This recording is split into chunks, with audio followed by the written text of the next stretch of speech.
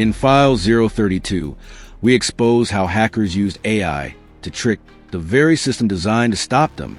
A $2.1 million deepfake scam. A cybersecurity firm betrayed by its own technology. And a haunting quote from a CFO. "I trusted what I saw because the tech told me to trust it." This wasn't just a breach. It was a warning. That AI can be manipulated, repurposed, and weaponized in ways most people still can't imagine. But what if we told you this was just the beginning? Because there's a bigger threat looming. One that could break every encryption system on Earth. And it's not science fiction. In File 034, we investigate a silent race unfolding behind closed doors, where the NSA, tech giants, and cybercriminal syndicates are scrambling to prepare for what insiders are calling the quantum apocalypse.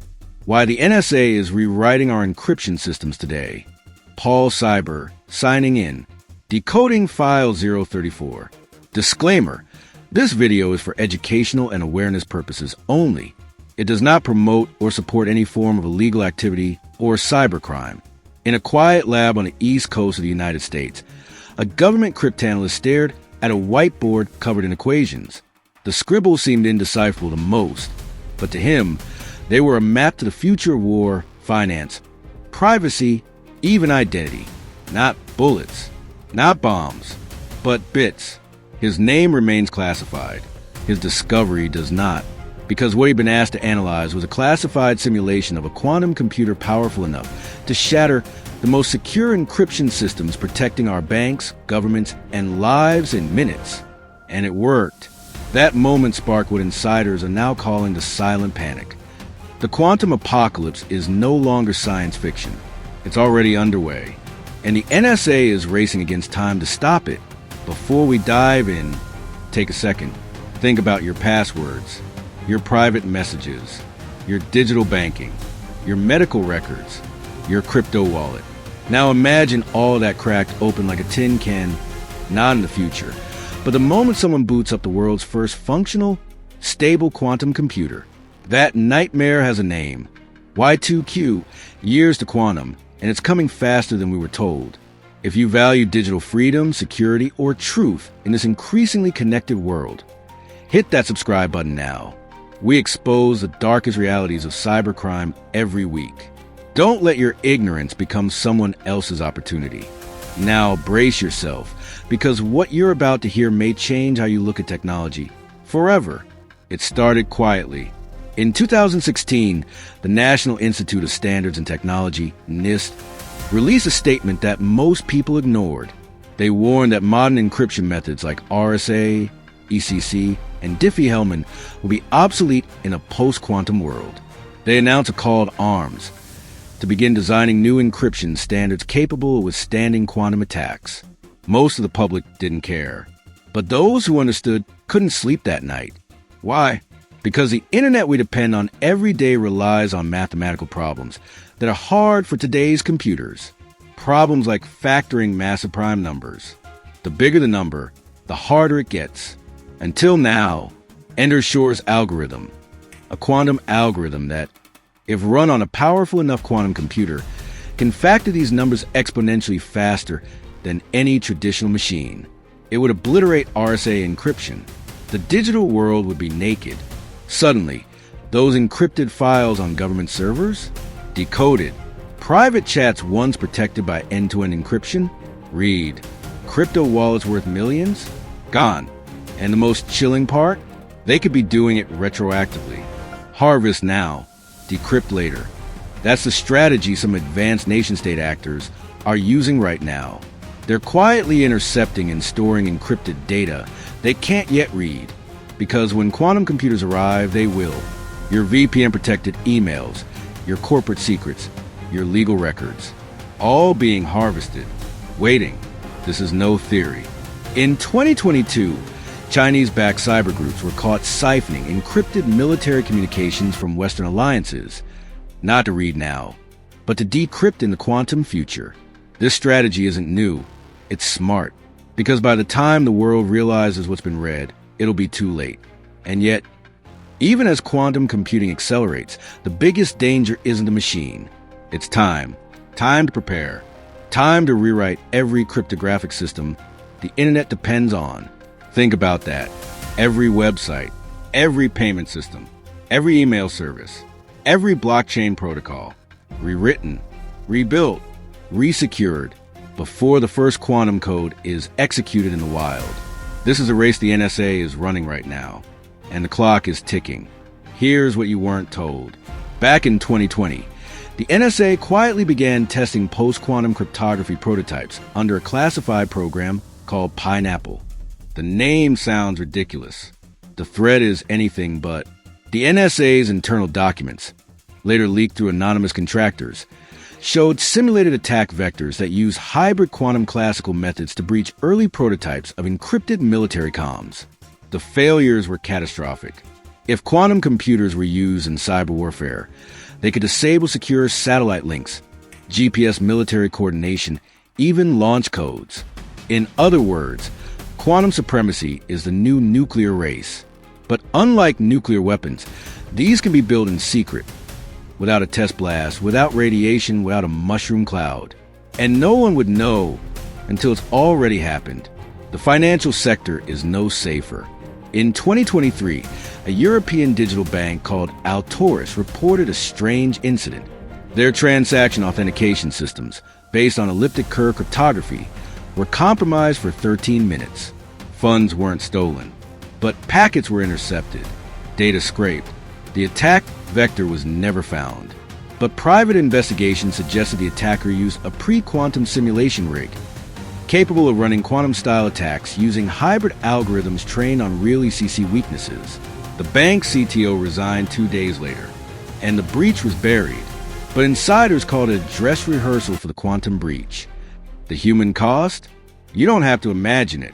When the health records of Tri-State Medical, a hospital network across Ohio and Pennsylvania, were hacked in late 2024, patient psychiatric profiles, addiction treatment histories, and STD results were posted publicly on a dark web quantum-proof file sharing site. Encrypted? Yes, but not post-quantum encrypted. Some of those patients attempted suicide. 3 were successful. That breach was never traced. The attacker never revealed.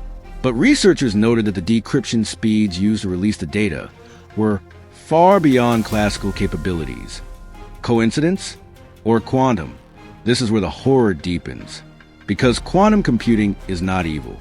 It's a tool, and in the right hands, it will cure diseases, optimize energy grids, and revolutionize material science.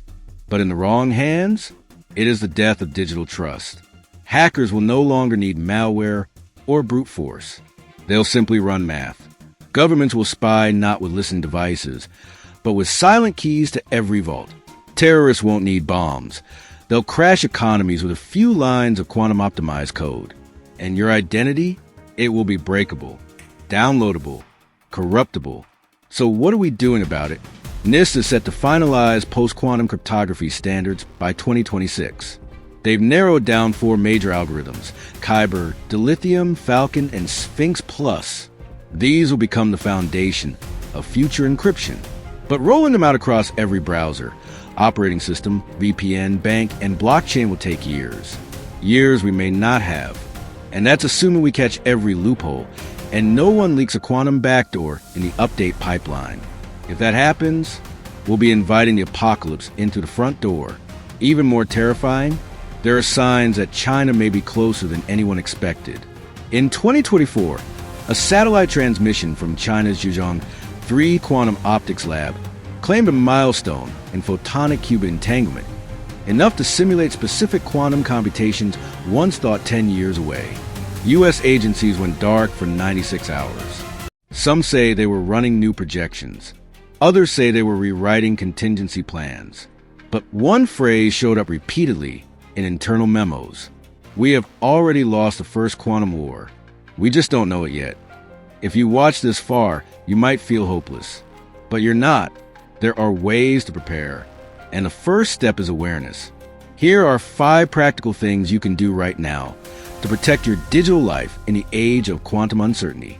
1. Use strong, unique passwords. Even quantum decryption will be slower on accounts with long, complex, unique passwords. Combine upper/lowercase symbols and passphrase. 2. Avoid storing sensitive data long-term. Don't keep sensitive private data, messages, docs, photos, stored indefinitely in the cloud. If intercepted now, it may be decrypted later. 3. Switch to quantum-resistant platforms where available. Some forward-thinking services and VPNs are already integrating post-quantum encryption. Use them. 4. Encrypt your backups with hybrid systems. Use tools that combine classical and quantum-resistant encryption when backing up your drives or storing sensitive content. 5. Stay updated on NIST recommendations. The public will need to adopt new encryption standards when they're finalized. Early adopters will be more secure. The quantum apocalypse isn't a sci-fi movie. It's not decades away. It's a ticking bomb at the heart of our digital infrastructure. And unlike Y2K, we won't get a second chance. Governments are racing. Hackers are harvesting. And most of the public is asleep. But now you know, and you're one step ahead. But don't stop here. If you want to stay informed on the most dangerous threats of our digital future, hit the like button, smash that subscribe button. It's free and safer here. Turn on the notification bell so you never miss another expose. This isn't entertainment.